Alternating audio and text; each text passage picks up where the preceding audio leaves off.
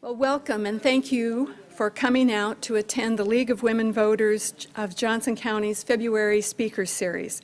My name is Linda Schreiber and I'm a member of the League and on the committee for the Speakers Series. I want to acknowledge our partnership with the Iowa City Public Library and express our appreciation for their services. And I want to give a shout out to Simone, who was supposed to be here today to introduce Troy Willard. However, she was involved in a car accident, so get well, Simone. For decades, the League of Women Voters has championed water quality and the environment. The League supports the bottle bill and advocates for an expansion to include non-carbonated beverage plastic bottles, as well as increasing the handling fee to retailers and redemption centers. Before we begin, please silence your cell phones. And today we're privileged to introduce Troy Willard, who is the owner and CEO of the Can Shed LLC in Cedar Rapids. It is the largest redemption center in Iowa. Last year, the business celebrated its 20th anniversary. It serves the needs of consumers, retailers, and distributors in Iowa's creative corridor with walk-in locations in Cedar Rapids and Iowa City. Mr. Willard is devoted to recovery and reusing. He has, for many years, spent time and energy to promote recycling. He lobbies on behalf of the redemption centers at the state capitol, serves on the Iowa Recycling Association Board of Directors, and works with the Container Recycling Institute Board of Directors and the Container Recycling Institute to advocate for deposit and recycling policies. Collectively, the Can Shed serves 300 to 400 customers daily and provides service to hundreds of businesses, resulting in more than 1 million containers recycled annually.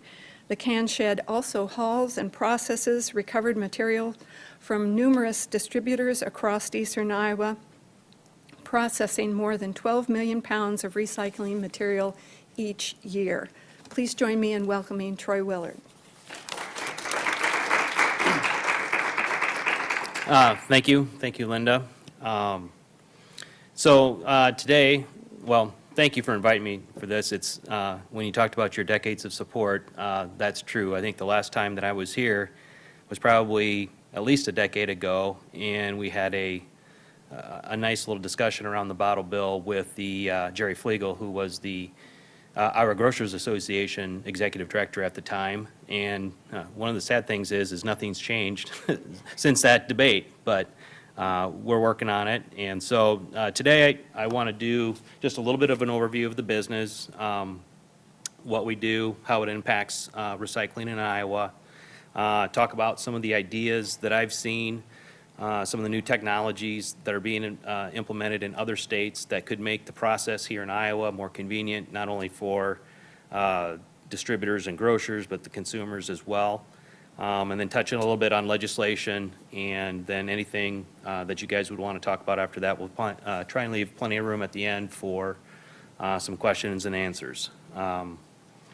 So here we go. It's going to be a little tricky here since I've got to manually go through my slides, so we'll try and keep it on track best we can. First thing we need to talk about is how does the nickel flow? It took me a long time to figure out that I should always talk about the nickel before I get into my presentations too much, and never assume too much that people don't understand that. So the distributor is the one that initiates the deposit. They do this when they deliver their products to the grocery stores. So if you can follow this is a DNR diagram that they have on their website. If you can follow this, around the outside, you've got the container going to the store, the nickel going to the distributor. Consumer comes in, they buy the products from the retailers. They're giving a nickel to the store. So at that point, the store is even on the deal. They've given a nickel away, they've collected a nickel back. Consumer takes their product, they drink it, they enjoy it, and they've got to take it somewhere to get their nickel back. A lot of times this is back to the retailer where they bought it. Other times it's to a business like mine where it's maybe a little bit more convenient for them to do their redemption. So at this point, the consumer has their nickel back, and they've been made whole on the situation, but the store is out another nickel. So in the end process is either the retailer or myself has to go through and get all of the nickels for Coke in one pile, all the nickels for Pepsi, Budweiser, Miller, whoever, all into the respective piles. So then you can go back and get that nickel back from the distributor. At that point, the distributor is required by state law to pay a 1-cent handling fee to that person. Again, it could be a retailer using RVM machines, or it could be a redemption center, being run as a nonprofit or a for-profit business. Does that make sense to everybody? Any questions there? Okay. So the can shed, we service generally about 4 counties. It's Lynn and Johnson, Iowa, Benton counties primarily. We sprinkle into a couple other counties, a little bit into Washington County, a little bit into Cedar County. And like was stated earlier, Linda stated earlier, we handle about 100 million containers annually. That's $5 million worth of nickels coming in and out of our business. Again, we operate on a couple different levels. We do the redemption, but because we have so much of it, a lot of times the distributors will have us process that stuff for them internally instead of coming and picking it up from us.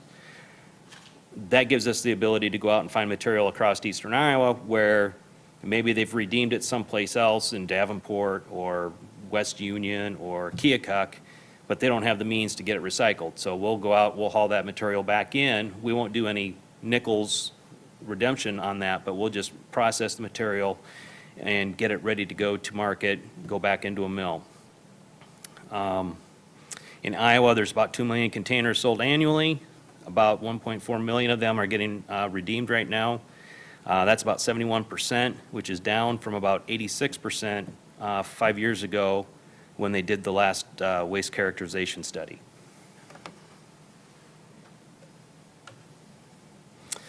This is a picture of our walk-in area in Cedar Rapids. We do have a location over by the waterfront Hy-Vee in Iowa City. Very similar, maybe not as big, but what we do in Iowa City is we just pay for those containers from the public.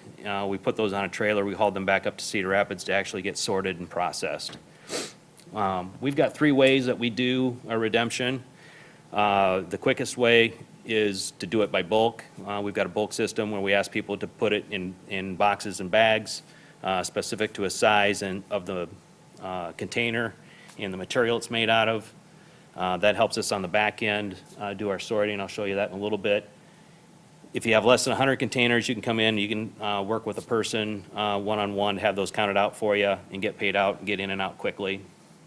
We use the barrels that you see here, and if you can tell, some of them are marked for cans, some of them are marked for small plastic. The blue one would be for the big plastic. Those have graduated marks in them so people can separate their sizes and dump them in, and these are for the folks that just show up with a pickup truck full of stuff that's all in black garbage bags that we can't see what's in it and whatnot. We found that we were spending 75% of our time with 25% of our customers that way, and all the people that were doing it the quick and easy way were standing behind these folks in line waiting to get in and out of the building. So we switched it up a little bit. This is something we stick outside during the summertime. This picture was taken here this winter, so we have the tables and everything and the information there inside. So then everybody says, what happens to other containers after we get them? Well, up until last August, we hand sorted everything, 100 million containers, took lots of manpower, was very time consuming. So we made the choice to invest in some automation, which this is a picture here of our glass sorting system. What you're seeing here is a guy dumping all the glass that comes into the building onto a conveyor. It goes through a debris station, so it gets all the liquid comes out of it, all the caps come out of it, all the broken glass, and it goes onto a table that's lining the bottles up to go down a track through a scanner that's going to read the barcode on it and tell us what to do with it next.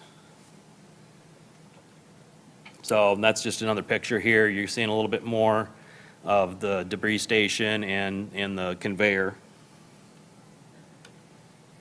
And so you can see a gentleman there. He's bent over a little sort table or a discharge table there. He's pulling off. We've got 3 stations there. If it reads a barcode, doesn't know what it belongs to, it kicks it out of the system. If it doesn't read a barcode at all because the label's fallen off the container, or actually sometimes there's a lot of bottles out there sold in six-packs or case packs that don't have an individual label on it, it'll kick it out. So there's a little bit of manual sorting that still goes into it. But 99% of our glass goes through, reads the barcode, we know who to bill it to. We have arrangements with all the distributors to crush their material and recycle it, so it goes through a glass breaking system, gets broken down into pieces so we can fill up the white IBC units there and wait for the truck to show up to ship it out to an end user. This is our end user. So you can see this big dump end truck here. This is Ripple Glass down in Kansas City. They show up virtually every day at our place, 4 to 5 times a week, and we fill up their semi with 22 to 24, 25 tons of glass every day. So they take it and they dump it in this bunker, and then they introduce it into their system. They sort it by color, they get it down to a uniform cullet, and it goes through a series of conveyors, and they have 2 uses mainly for their stuff. All the brown glass gets sorted out, and it gets made into new bottles for Boulevard Brewery, which is also located in Kansas City. And then they have a big Owens Corning plant in Kansas City that makes fiberglass out of the clear and the green.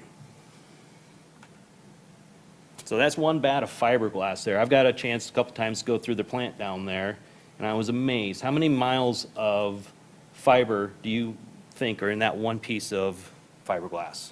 One bat. 6,000 miles. And I've seen numbers, it's in the millions of miles or trillions of miles of how much insulation gets made every year. It's mind-boggling to think of that. So the other automation project that we took on happened right before Thanksgiving. And this is a result of many hours, many miles traveled. I've been from Portland, Maine, all the way to Portland, Oregon, and lots of places in between, looking at different solutions for making things easier for our high volume system that we run, and maybe some solutions that could work for redemption centers in smaller areas where they maybe don't have the volumes or the manpower to get it done. So these machines act very, very similar to the other ones. It's made by a different company. We've got one of their people here. It's called Tamra, based out of Norway. Again, the cans and bottles, the plastic bottles are getting lined up. They're running through a cabinet that's got scanners on it. Once it reads it, it knows where to kick it off in the line if we have to rebag it and give it to a distributor. Our hope is that with the accuracy and the information we're getting from the machine, that the distributors are then going to allow us to scrap and recycle the product there in-house, so we don't have to rebag it, put it on a truck, have them come pick it up, take it to their place, ultimately to bail it up and recycle it with the same folks that we do. So we're trying to streamline the process for the distributors in a way that it's accurate and they can trust it, so it builds a good business relationship, and then it creates a benefit to them because it eliminates a lot of the redundancy in the system that we now experience. We're probably doing this with about 75 to 80% of our cans right now are aluminum, so it works real well with that. Not so much on the plastic. We have probably 30% participation with our plastic, so we're rebagging and sending out a lot more plastic than what I like. But hopefully with time, as this gets to be more familiar to them and they see that it's a good system, then more and more of the companies will sign up with us to let us do that. So this is just another picture here as it goes through the baler. It's going on some conveyors into our big baler. We've got a big double ram baler that we use for our plastic and our aluminum. One of our hindrances right now that we have is we've only got one baler and we've got 2 materials that we got to bale. So there's a lot of switchover between when we run plastic bottles and when we run cans that we got to solve. But hopefully, as things go on, you know, if we had an expansion where there was a lot more plastic in the system that we would be recovering and reclaiming, makes the investment in another baler a lot more feasible for us. That's a finished bale of aluminum coming out there. So what's going on in other states. If you notice real close, you can see that silver bowl that's right under Bottle and Can Retrieval Center. That's a singulator bowl. That's the same bowl that we're dumping our material into to run our process. So the machinery that we're looking at is very adaptable. This is just a walk-in redemption center in mid-state New York that's real similar to what we're doing. You know, they count their glass, they set it to the side. This guy's got these big plastic bags. They're going to dump that in the bowl. It's going to go through the machine. It's going to give them an exact count of what the guy brought in that's redeemable and pay him out and get him out of there. It looks real similar on the back end. You know, every state's a little bit different, and the people that are running the machines all have their different arrangements with different distributors. So it's very easy to configure what you need to do for your sorts. You know, they can run material, since they're not baling it, they can run 2 different types of material down the machine at the same time if they want to. You know, it's modular. You can add on as many sort stations or have as few as you need. So lots of flexibility in what that can do for you. The best model that I've seen out there is the Oregon bottle drop, and this is what I've been really advocating hard for the last year or so as the best way to try and bring the 3 sides, the grocers, the other retailers, the distributors, and redemption centers all to the same page as to how to run a system. So as you can see here, this is a very, you know, appealing storefront to a bottle drop station. What Oregon has done in the last 10 years is they've increased their deposit to get more participation in redemption. They've expanded to cover water bottles, and they just expanded to cover all the other non-carbonated beverages out there. They don't have a handling fee in Oregon, and that's just because the system is run just between the distributors as a co-op for the whole state and then the grocers. So what they've done is, so they've got this new system in place where you walk into these places, they're supported by the grocery stores, they pay into the operating budget of this place, so you might cover 3 or 4 or 5 stores that don't have to have all this equipment, have the hassle of dealing with the sanitation issues and customer traffic, whatever. So they use these guys as a place for everybody to go to.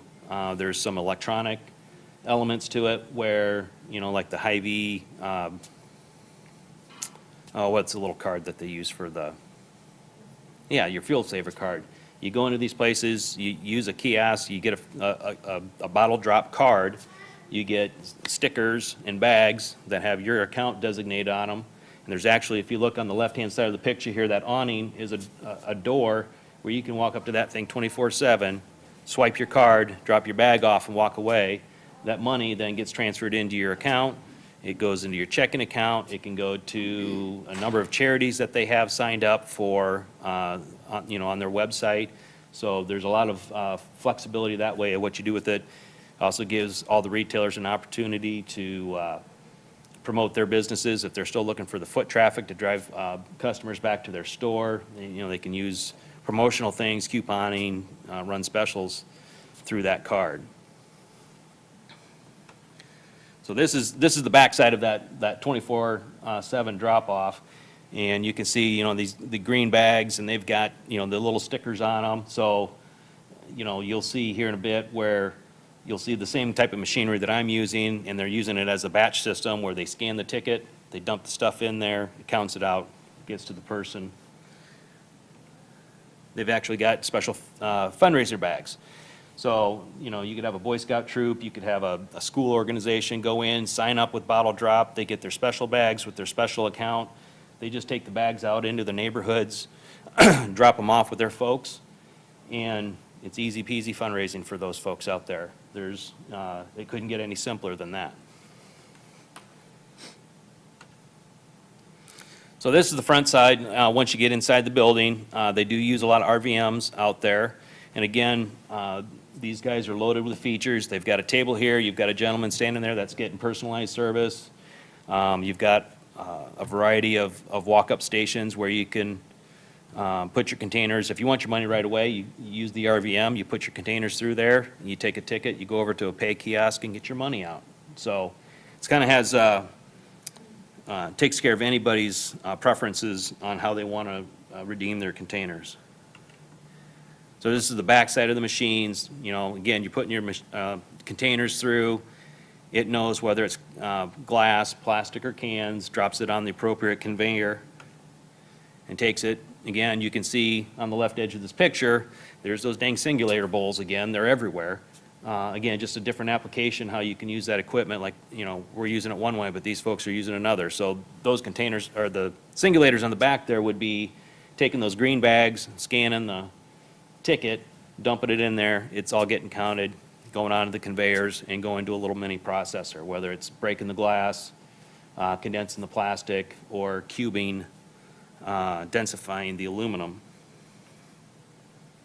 So the customer on the front end would take their tickets after they've used the RVM, walk up to a pay station. I like the feature of this because, you know, in any given day, when we're seeing 300 to 400 people coming through and we're paying out money, we're handing out anywhere from $5,000 to $8,000 a day in can returns. So a lot can go wrong there when you're handling that much cash, where, you know, these systems here would help be a big benefit to my business because it helps control an area of concern for us.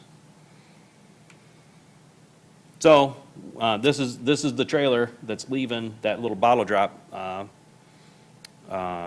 center when it's getting full. So the big white bags has flattened, crushed up plastic in it. The black totes have crushed glass in it, and they're in the front some densified aluminum. So it's kind of a hub and spoke system. There's 3 different processing plants in Oregon that gets this material. They're managing the material from 25 to 28 of these bottle drop locations, plus then any of the other older traditional systems that still are in place in the state.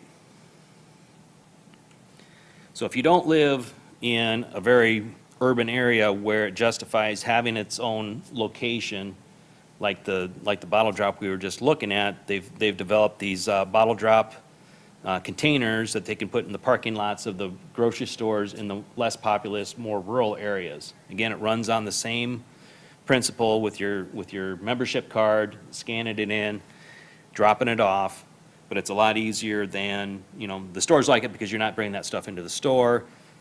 Consumers like it because you still have the convenience of taking it back to where you're shopping at.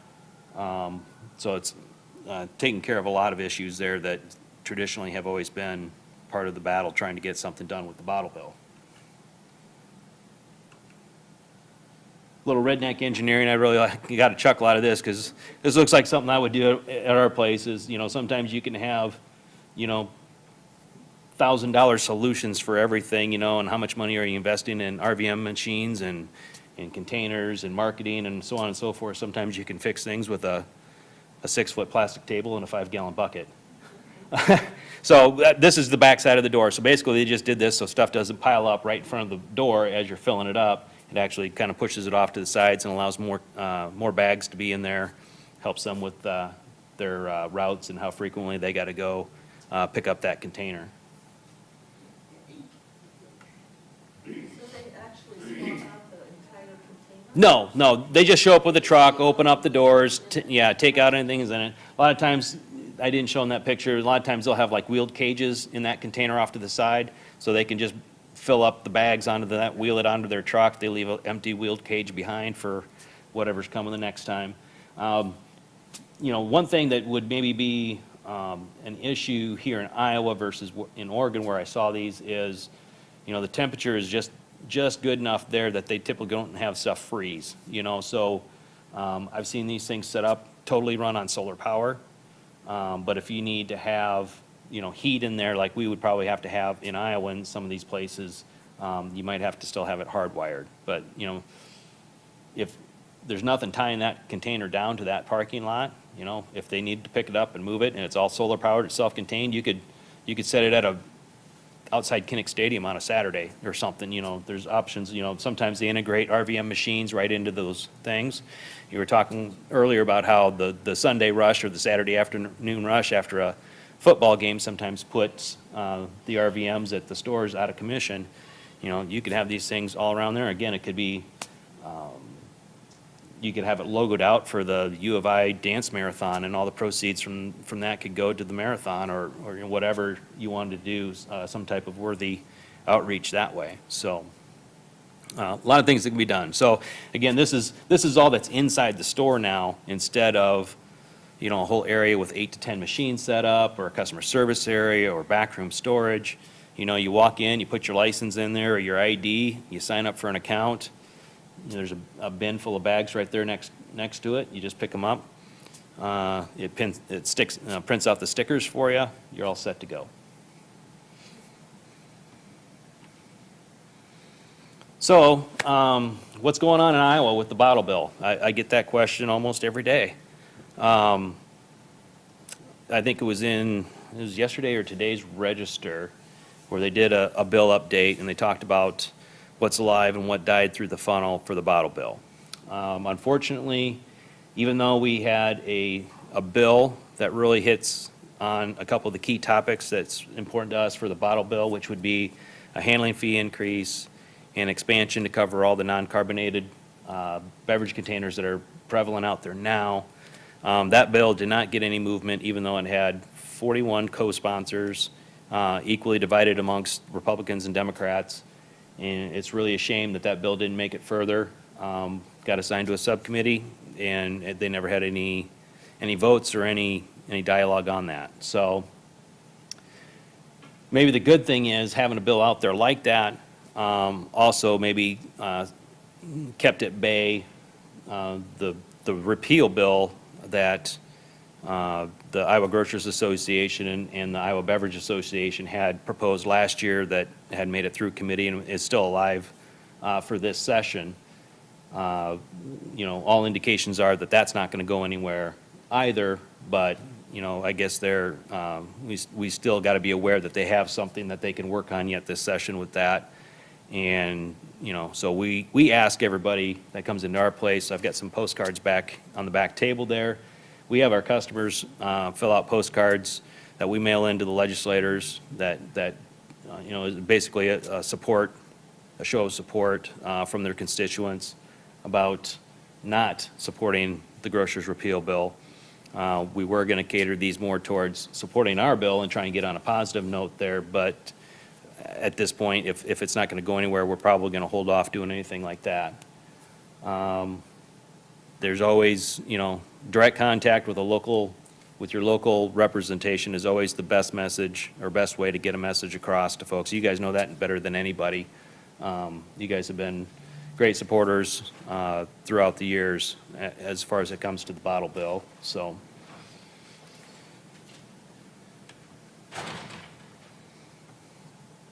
Really, that's all I've got to share. You know, this is a big billboard that we put up in our parking lot, trying to get everybody a little more in touch with some of the benefits of the bottle bill.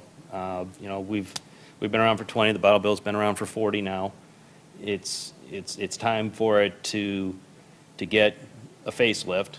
Again, there's usually 3 main issues that we have to deal with there. And they all have obvious impacts and maybe not so obvious impacts at times. You know, everybody talks about, well, if you want to increase the redemption rate, you need to increase the deposit.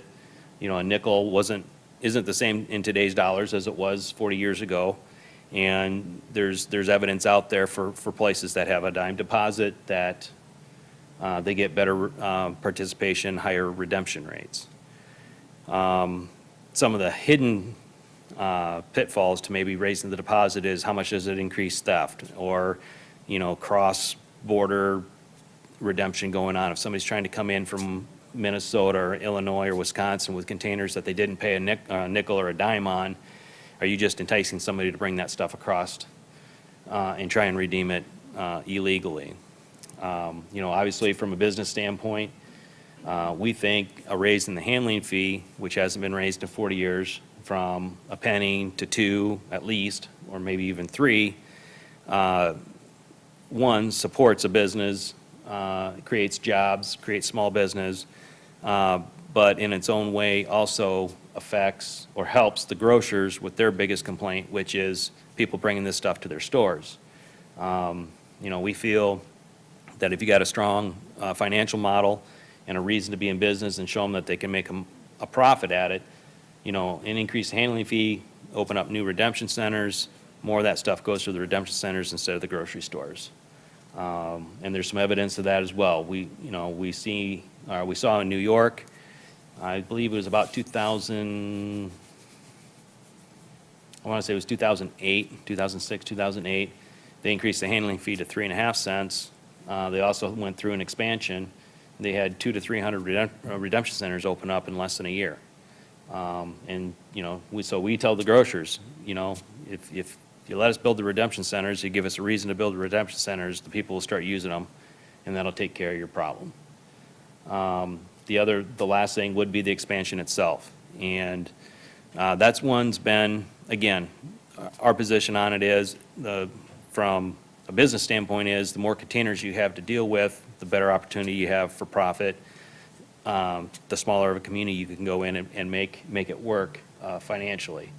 From a recycling aspect, it just makes sense. There's, you know, the last waste characterization study that the DNR did, there's three times as many water bottles in our landfills right now as there are deposit containers, which tells us that curbside isn't working everywhere. Other types of recycling options, you know, voluntarily aren't working, which is what makes the beauty of the deposit system so special. Is it gives everybody incentive, even if it's not the person buying the product, somebody's going to grab that bottle, get a nickel back for it, take it and redeem it.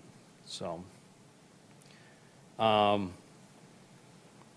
don't know what you said, this goes till 3? So yeah, 20 minutes for Q&A. You guys, For questions and answers, we're going to use we're going to use this so that people at home can hear you as well. Questions?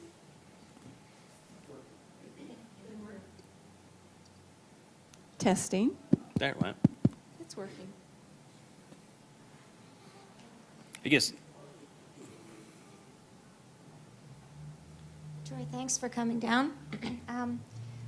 What is the main objection by the Iowa Grocers Association beyond the fact that they don't want the cans and the mess that they have, or anybody else that's opposed to the bill? What's their main issue with it? well, again, first and foremost, it's a sanitation issue. It has a lot to do with the space and the commitments and the costs for them to implement and manage it, which, you know, if a redemption center still doesn't open up, there's a handling fee increase, at least they're getting reimbursed better for them, for their time and effort in the system. I don't know if it's, you know, it's tough, because it really shouldn't be that difficult for them to understand our position on it. I don't know if it's just something that's been ingrained in their psyche for so many years that they just can't get away from the notion that it's better just to get rid of it.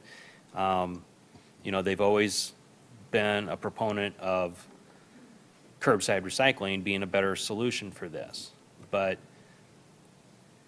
more times, often than not, the types of containers that are covered under a deposit law are being consumed away from home.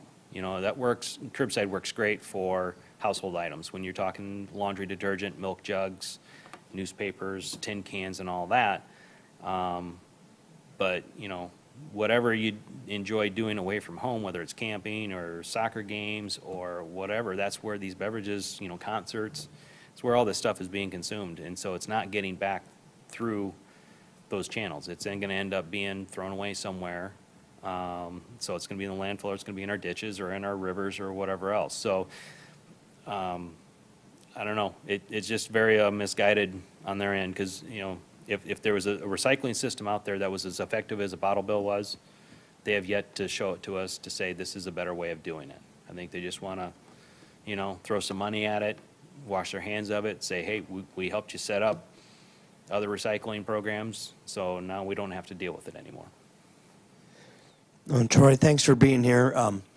My name's Mike Carberry, and I'm a Johnson County Supervisor, and I appreciate the Can Shed for all the work that you do. A Couple questions. Before I was an elected official, I was an environmental lobbyist for about 10 years up at the state. And there's often coalitions of groups that kind of organize to either support a bill or oppose a bill.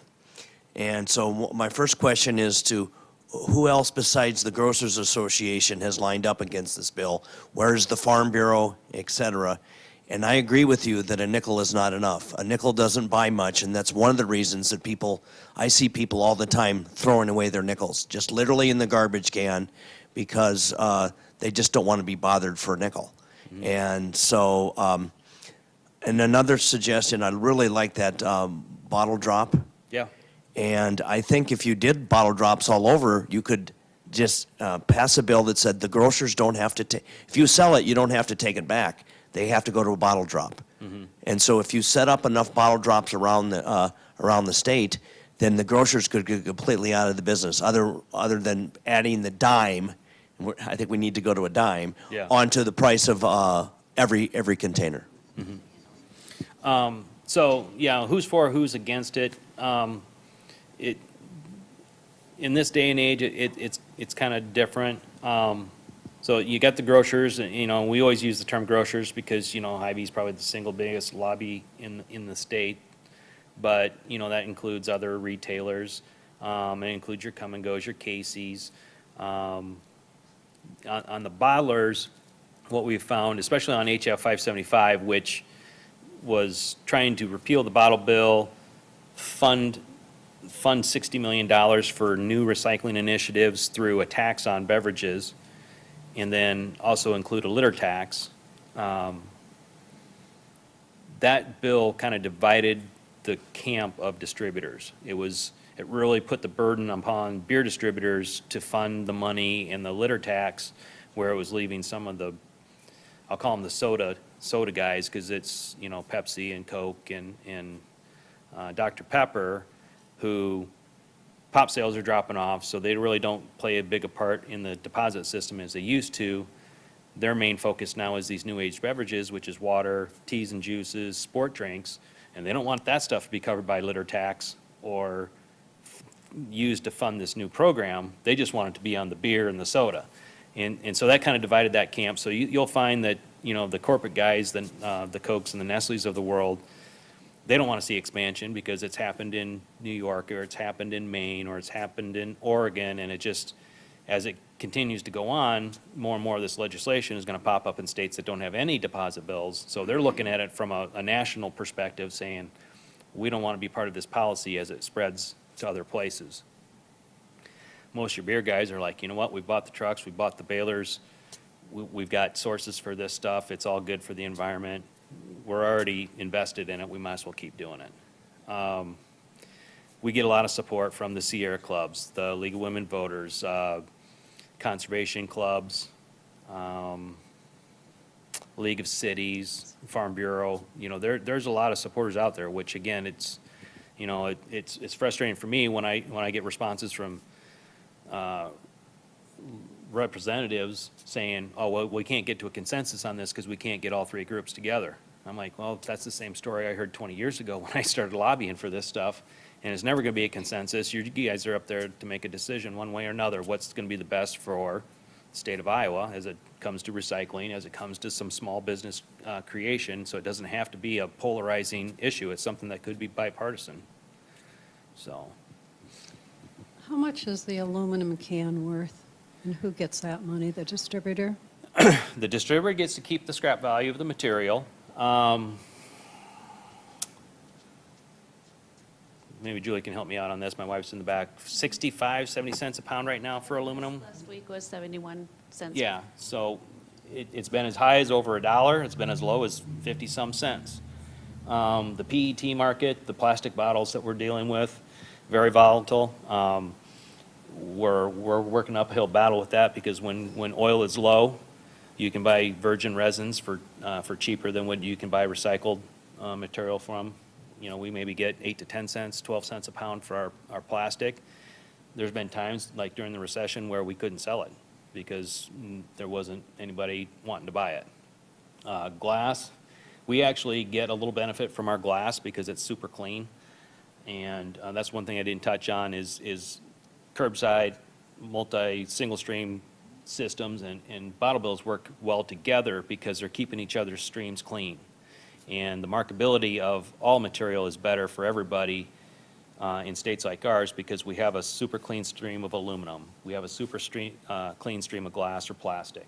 And that allows that stuff to stay out of the paper and the tin and everything else that single stream has to deal with. And we see anywhere from 25 to 30% more market value out of our stuff that we sell because of it.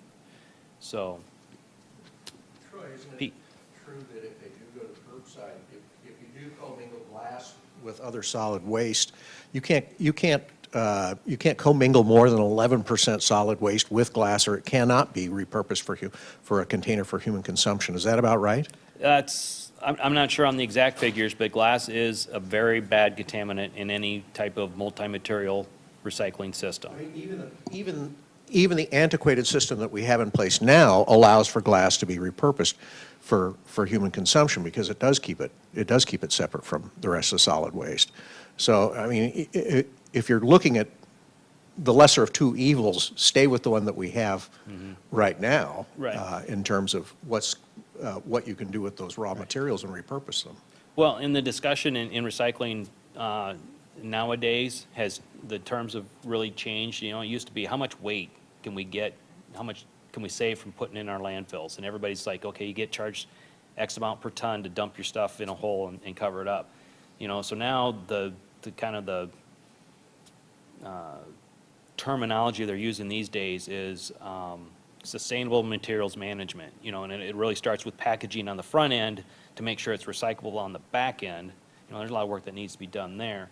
And they also talk about a closed loop economy. Instead of having a buy, use, throw away, reconsume something new type of economy, changing everything so the packaging everything stays in a loop and everything is getting reused and repurposed all the time.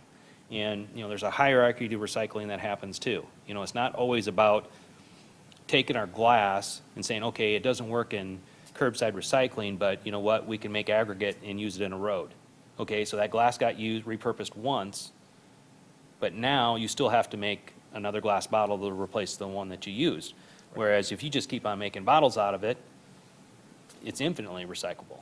Well, once it gets contaminated, presumably it's going to end up in the landfill anyway.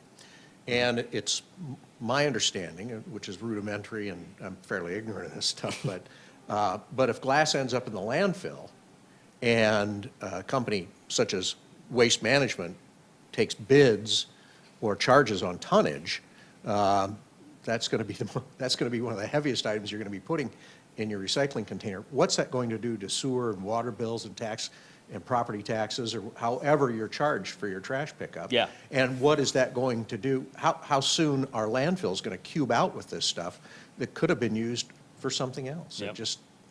Or Or then am you start am I shipping it to wrong some on other state where educating? the tipping fees are less. I mean, there's a lot of that going on in Iowa now with transfer stations. So it's, you know, I know probably enough to be dangerous when it comes to recycling outside of out of the bottle bill.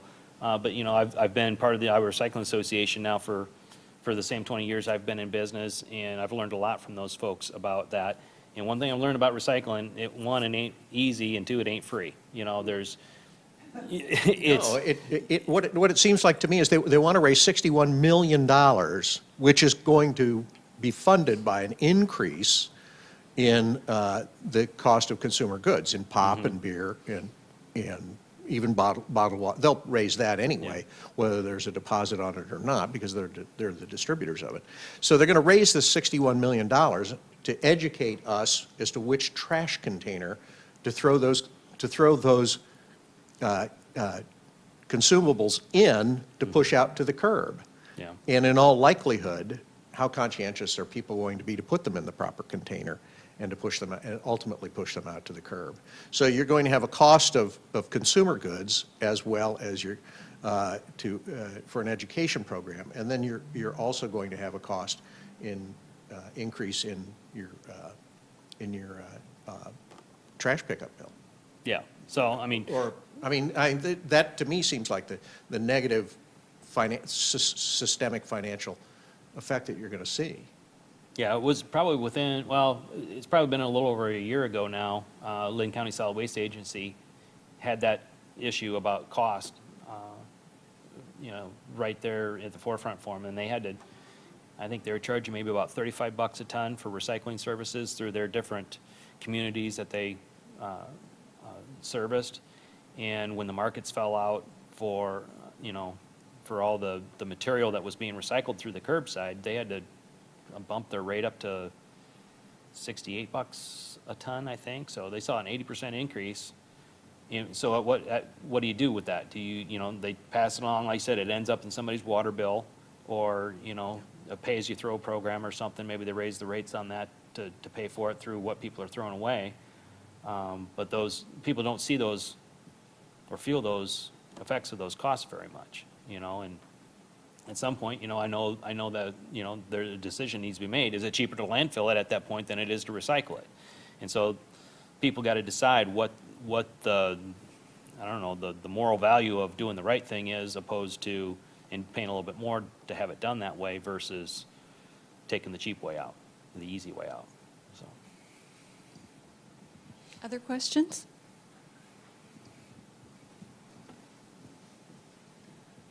Hi, Troy. I'm Polly Horton. Yeah. How many centers like yours are in the state of Iowa? Oh, best guess, maybe 60 to 70. And are they like all the way around? Is it? Because I know in the Northwest there was a concern someone had to drive hours to get to one. Yeah, the Northwest area has been very problematic, I think, keeping centers open. There's a long-established one, been around longer than me, in Cherokee. There's one in Orange City. There's a new one opening up in Sioux City. There's one in Lamar's. But that Okoboji area, and maybe to the south of it, the places that were in business, people either retired, passed away, didn't hand it down to anybody. They just closed up because it didn't make any sense to have it, and nobody picked up the slack. Another issue that we're facing is a lot of those, especially in that area, were being managed and run, and we're in business to employ people with disabilities. And there's been so many things that have changed with the regulations of how you integrate those folks into society and into an integrated workforce, instead of basically having something that they can do all by themselves in a room somewhere.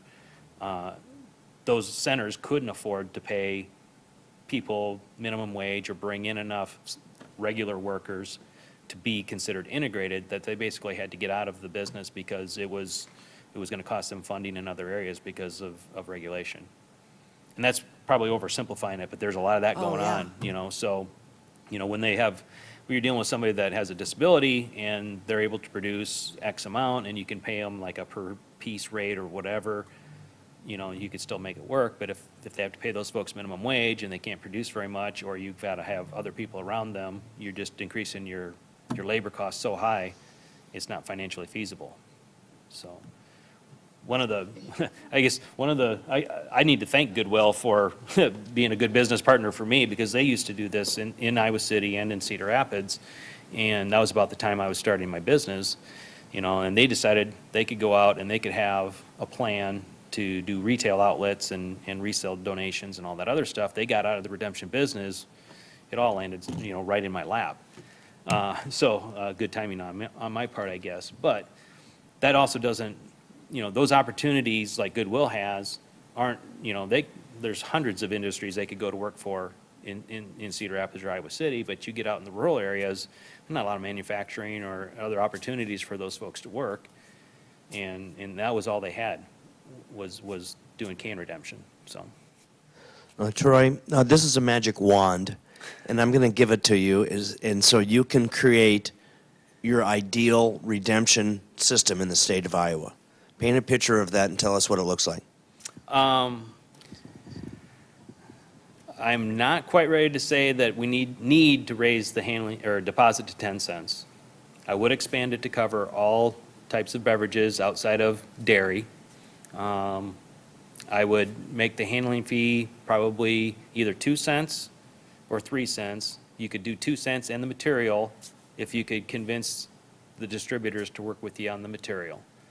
And you would see probably we handle 16 to 19 million containers of plastic right now annually.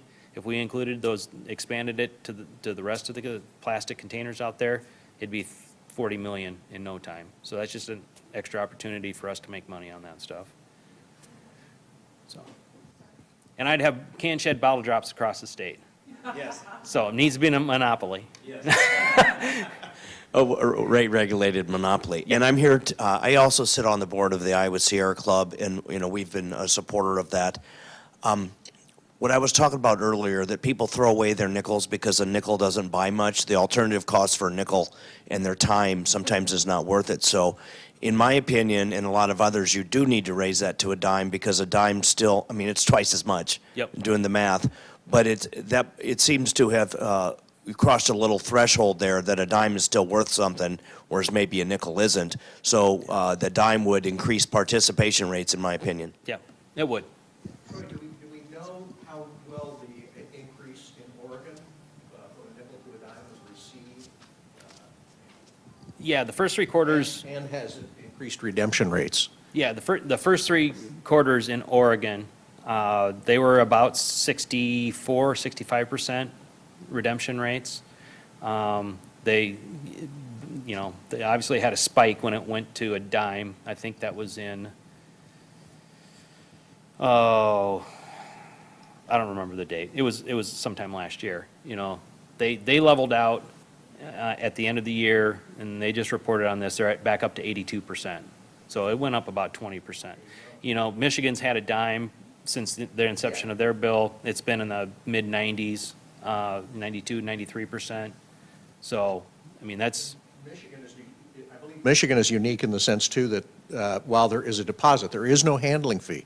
There is no financial incentive for the redemption centers, Correct. Yeah, every state's a little bit different.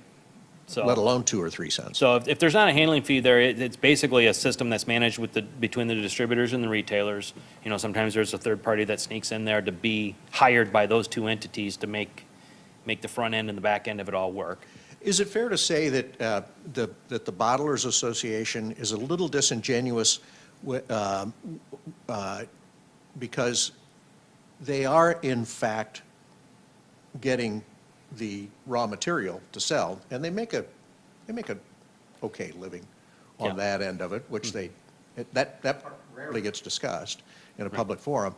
And the other thing is, they also keep for every one of those containers that does not get redeemed, and they have charged a deposit on, Yeah. they keep all of those unredeemed deposits. Yeah, to his point, yeah, every time you don't return a container, a lot of people, the misconception was out there was, oh, that goes to the state. The state will use that for some good cause or whatever, something environmental. No, that money stays with the distributor. And, if you did the quick math on it, on 600 million containers not getting redeemed every year, that's $29 million of unclaimed deposits that the distributors are keeping in their pockets every year. It is a business within a business for the Coke, Pepsi, Dr. Pepper distributors. But at the end of the day, why I believe, just in my humble opinion, why they align with the Iowa Grocers Association on this is because they don't want to be the first to flinch, because they're really first and foremost in the pop distribution business, and they're fighting for shelf space. Right. So they want to ingratiate themselves to Yeah, the don't bite the hand that Iowa feeds Grocers you, Association at the risk of losing facings at store level. Right. Would that be fair to say? That's a pretty fair assumption, so. I think my question was just answered. I was going to ask about how the increase in the handling fee would affect the distributors, if it would have an impact on their bottom line, but it sounds like they are making enough off of the materials and the containers that aren't recycled to more than accommodate an increase in the handling fee. Is that right? Yeah, and they've also got the ability to adjust their wholesale costs to cover any new additional costs that they would face.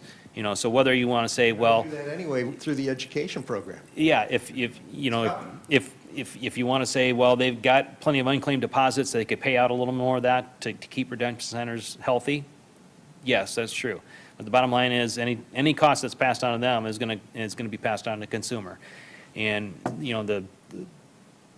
the statement I always make is, you know, you walk into a convenience store and you pull a bottle of soda off the shelf for $1.89 or whatever it is now. If it really costs you $1.91, is that going to make you not buy that soda? I mean, you're still going to buy it, you're still going to consume it, they're still going to cover their costs, so. This might be a good time to talk about the poll that was done by Seltzer and Company. Yep. And then we'll get your question. I'm just going to read the figures here. Last year, Seltzer and Company out of Des Moines reported the results of their poll, and it was in the Des Moines Register. 88% of active Iowa voters say the bottle bill has been good for Iowa. Every age group favors keeping or expanding the law. Under 35 years, it's 70%, and those older than 55, it's 83%. Every party alliance favors keeping or expanding the law. Republicans, 74%, Democrats, 81%, Independents, 78%. And remember, Iowa's divided about a third, third, and third of each party. The bottle bill does help charities, as Troy pointed out, such as the Cub Scouts and Brownies, and other groups who collect cans and bottles to raise money for their organizations. And 88% agree that this is a good use, including 51% who strongly agree with that use. The combination of the bottle bill and curbside recycling programs is the best way to decrease the amount of materials going into the landfills. 89% agree with that. Nationally, plastic production has exploded over the last half century, growing from 16.5 million tons in 1964 to 343 million tons in 2014. It is projected to double that number by 2036. Where does all the plastic go when we're done with it? Surveys indicate that only 12% of custom plastic bottles, and the majority are water bottles, are recycled. In 2014, Americans discarded 33.6 million tons of plastic, but only 9.5% of it was recycled, and 15% was composted to create electricity or heat. So, Yeah, I mean, that's, you know, some of the facts. I think outside of there's 10 states that have bottle bills. The other 40 states, they typically have on average about a 28% recovery rate for the materials from beverage containers. So, you know, in most of those places, that's what they're relying on, curbside drop-offs or some of those things to do it. And the 10 states that have deposit legislation are the ones really pulling the weight for the rest of the nation, because the amount that we do here is bolstering the national average up to about 50%. So, and even the last couple of years, disturbing trend is the plastic recycling rate is dropping a little by little, and that just, again, maybe not so much because we're throwing more away, it's more because they're producing more and things aren't really changing on that end, on the recovery side, so. Linda, reading all those statistics and all the support that this has with the public, it indicates to me that, like I like to say, that we have the best political system that money can buy, and that, and I mean it, and that I mean every word of that, and so somebody there's a fly in the ointment here in our political system, so we need to get the money out of politics. And let politicians elect politicians that'll do the right thing and not what their funders ask them to do. So I will applaud that as well. On a yes. lighter note, I want to go into business, and my favorite television show of all time was Seinfeld, and there's a particularly great episode where Newman and Kramer load up a mail truck full of nickel-deposited cans and start heading towards Michigan to get the dime. Talk me out of that business model. Yeah. My favorite part of that episode is when Kramer's following the guy with the shopping cart full of cans, and he throws a quarter on the ground, knowing the guy's going to go after the quarter. As soon as he bends over to grab the quarter, he takes off with the shopping cart, you know. Little bait and switch.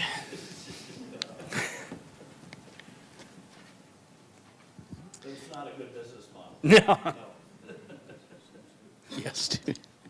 It seems as though this whole story is a tale of a lot of people who really don't want to have to do this job. And they're incentivized to just kind of accept it as, well, I guess we're going to have to, but we really don't like it. And I'm wondering if there's any way the whole nature of the thing can be changed so that people would compete to get into the business to do this. Because that's what this supposed economy that we have is really based on. It's the competition for business and profits. In your opinion, is there a way to change the attitude about what has to be done to be a reasonably sound business for profit making that people would compete to get into, instead of us hammering each other over the head about something nobody wants to do? Wow. In general terms, I would agree with you. I mean, you know, I'm really not but, making a point. I'm asking yeah, if it's possible.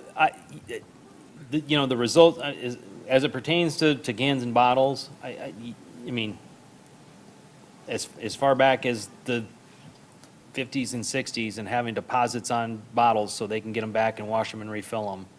It's the most tried and true system we have. Is it kind of an artificial motivator to do it that way? Yeah. I just don't think it applies here. I think we're always going to be, you know, unless something would happen that would change the nature and the value of the materials that we're trying to recover and make it, you know, if glass became the next gold and all of a sudden it was worth so much more money to recover it, I don't see it being something that would just hold up on competition alone. Does that answer your I guess question a little bit? it does. Yeah, so, Sounds like there's no way to make this an exciting business to get into, to want to make money at. right. 'Cause that's truly what you follow. I mean, it's always gonna be Follow the money, regulated, good so, things- Good things happen if people will do this. Mhm. But if they're not going to make any money, they're not going to do it. right. So, you know, you know, there's using the deposit or how you use it or how you motivate somebody to return their cans even though when they maybe don't feel that nickel is worth it for their time and effort, you know, like I said, there's still plenty of folks out there that could or would use that money. So, you know, maybe it's education, you know, getting, you know, I don't think a lot of people really understand kind of the ripple effect that recycling has, you know, and it's $1 billion industry, but nobody really thinks of it that way, you know.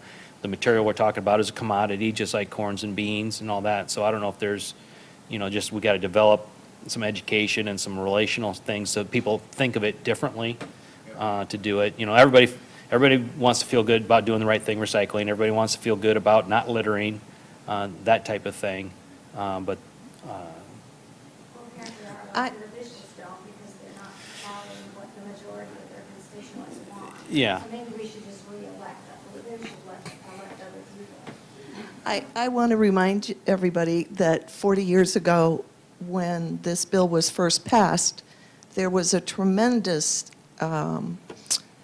push by the neighborhood grocers who then hired high school kids to do the work, and it very much was a grassroots effort led by young people who had seen what was happening in other states, and Iowa was proud to be one of the 8, I believe, at that time, that passed the law. So as those businesses have been put out of business by our larger grocery stores, which do not hire high school kids anymore, and the business model has changed, I think you're right. If you follow the money goes to fewer people, and what's, in my opinion, the right thing to do is not our priority anymore. And that makes me sad to live in Iowa right now. Thank you, Troy. This was most interesting, and we appreciate thank you all for coming. We appreciate your efforts on behalf of the Can Shed and all of Iowa. There are some postcards in the back to take and send to legislators. I want to remind you to do that. I want to thank the library again and Troy for coming down. We will have League of Women Voters Legislative Forum on Saturday, February 24th, in the Coralville Council Chambers from 9:30 to 11:30 a.m., and we'll be back in the, no. Coralville Library. Aha. Change, update there. And we'll be back in this very same room on March 18th with a panel to discuss housing. Thank you very much for attending. Enjoy the rest of your day. Thank you all.